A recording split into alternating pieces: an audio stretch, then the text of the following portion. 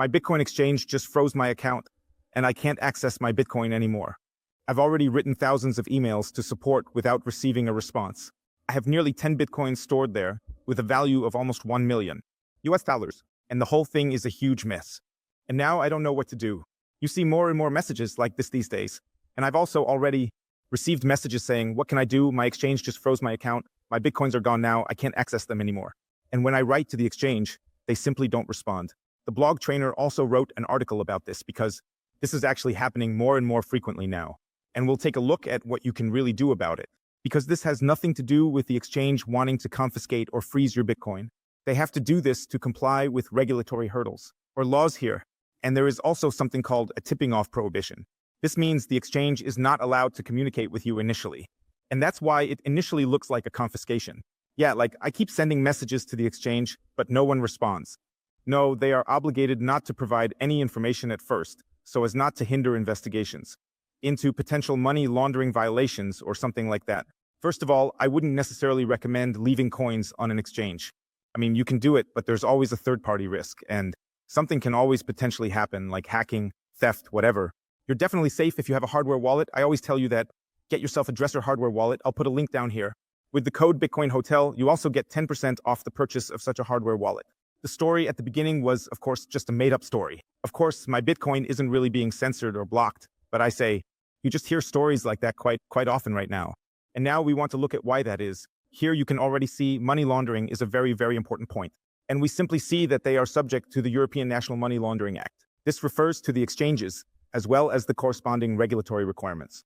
And the big problem now is that as soon as a provider even suspects that a user might be involved in potential illegal activities, whether through unusual transaction patterns or irregularities in the origin of the funds or other risk signals, they are legally obligated to act. And this is a very, very important point, that the exchange often doesn't want to do anything bad to you, but if the exchange doesn't cooperate here, it means the exchange has a certain rulebook it must adhere to.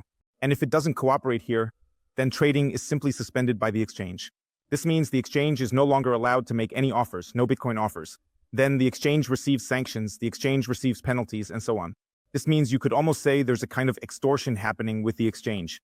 Or extortion might be an exaggeration, but there is a very clear set of rules. And any exchange that operates within this set of rules can, let's say, legally operate in the European area. And the exchange that doesn't comply here, within this set of rules, it is no longer allowed to operate legally here. It will either be shut down, or there are very, very severe fines. And there are actually 3 important points here that an exchange must consider. Namely, suspicious transactions must be reported. And what constitutes a suspicious transaction? I mean, that is, of course, to some extent, perhaps, a matter of definition. I mean, it will be partially defined, for example, if there are always irregular transaction patterns. Somehow, strange, yes, perhaps deposit or withdrawal addresses, or maybe from some dubious accounts, are deposited or withdrawn. There are many, many different possibilities that might be considered here. It can also be that it's simply monitored by algorithms, by AI or something like that. And then a false alarm might be triggered here. This also happens often with bank accounts, where bank accounts are frozen because some kind of alarm or something is triggered, which might even be completely irrelevant. But sometimes these are also technical errors. That means sometimes they are really scams. In most cases, however, they are actually either computer errors, or it's a storage alarm that just needs to be clarified. Okay, where is this coming from? There is simply too little of that. Transparency. As soon as transparency is established, then the accounts are relaxed again, and the money is released. And the big problem, why so much goes haywire here, is exactly that. Until the issue is clarified, the affected account can or must be frozen or blocked. That means it's simply a security measure here, so that, for example, people who are really doing something criminal or something like that, so they can't just leave. I have to honestly say I don't find it cool or anything that this happens. That's anyway completely crazy what's currently going on here. Also in the new coalition agreement, that now simply the proof of origin of funds is being reversed. That means you suddenly have to prove where all the stuff comes from. And not the state has to basically assume that it somehow has something to do with money laundering, and so on. I mean, it always sounds noble. We're trying here to combat money laundering and stuff like that. But I mean, the really big money laundering that happens anyway with the CumEx and CumCum scandals and so on, and not somehow with the average person or now somehow here for 50 euros or something a month here with 21 Bitcoin or so, having a savings plan or something like that. And it also means further that the most important thing is the customer must not be informed about it. And that's also what always provokes the most criticism. And also the greatest doubts, where people then think, okay, now my money is really frozen. Because people then think, okay, I now have a frozen account, can't access my Bitcoin anymore. Now I contact support and no one writes back to me. Maybe I make a Twitter post or something, then a few people write to me, but I still can't access my Bitcoin. Then people wonder why the exchange isn't more transparent. And the problem is described very, very well in this article. There is simply a law here, and it's the so-called tipping off prohibition, which serves to not jeopardize investigations, not destroy evidence, and not provide escape opportunities. That means, let's imagine someone is really laundering money here. And if, of course, you inform him immediately, hey, we have now frozen your account, you are suspected of money laundering, and you must provide us with this and that proof immediately. And so it could be that he might tamper with any traces or something like that. And then an investigation is conducted first, probably. Tracking, I don't know, the on-screen data or something to see if the money might be coming from dubious sources, or I'm not exactly sure what is being checked. But it is first checked anonymously in the background to see what's really going on here. And only when the check is complete. And here, once the initial investigations are basically concluded, then the next step is the exchange contacting you. Or maybe you have already written an email, then you receive a response that tells you, okay, please provide this and that proof of origin. And then I might be able to release the coins again. So if you are operating within the legal framework, this usually shouldn't be a problem, although it can sometimes be annoying because it is very time-consuming. This is, of course, stressful, and the problem is, I've also heard some really crazy things, where people had to provide very complicated transaction histories or something like that, and then it took a very long time for the accounts to be unlocked again. I actually had a case like that once, where one of my accounts was locked. I mean, I don't have any Bitcoin, I've lost everything. But I once created an account on an exchange. And that actually happened to me as well, but it was 2 or 3 years ago or so. And then I had to go through a very complicated process. The exact problem back then was that I changed my phone number and then couldn't do two-factor authentication.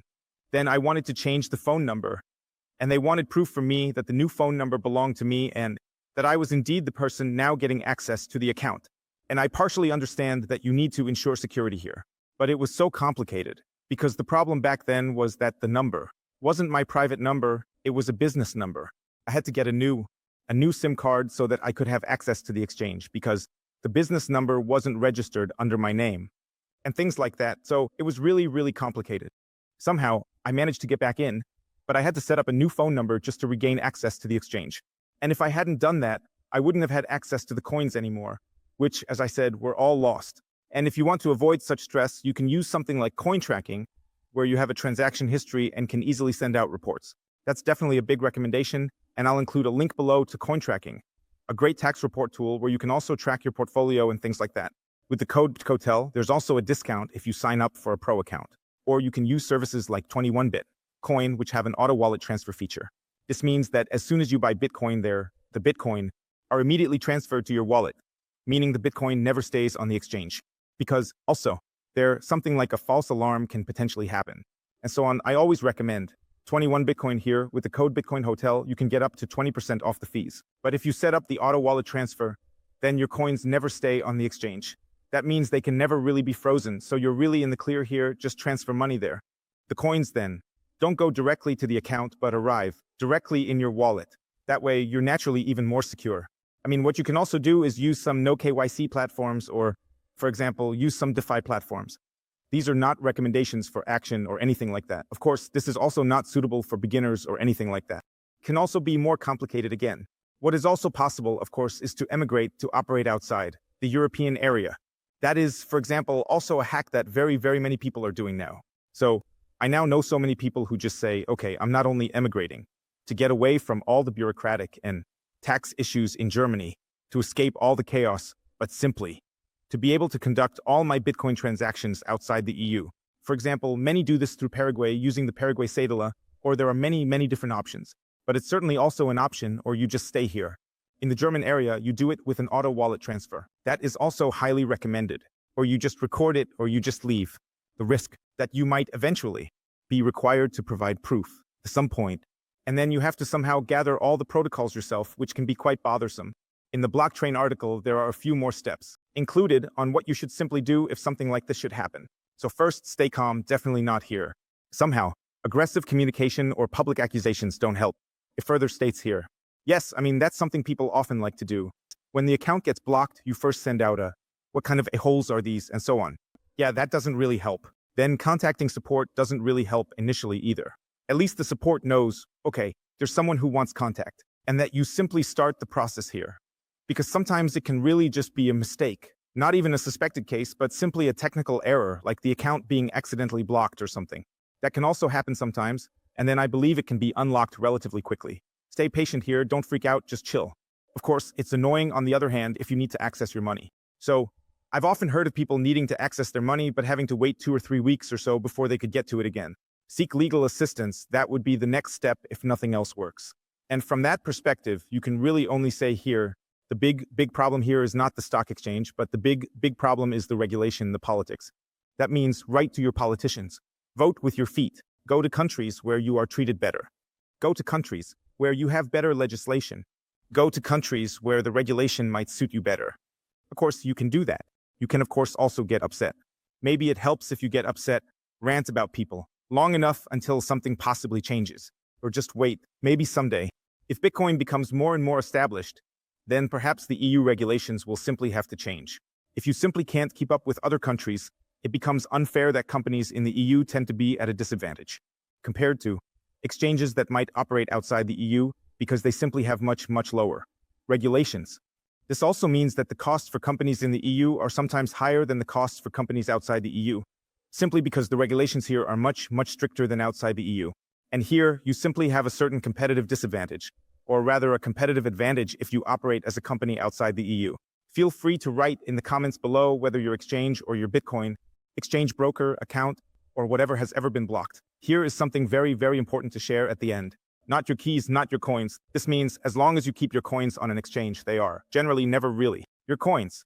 That's why I really recommend withdrawing your coins, getting a hardware wallet, checking out the link below to a hardware wallet using Bitcoin Hotel, and then enjoying the independence.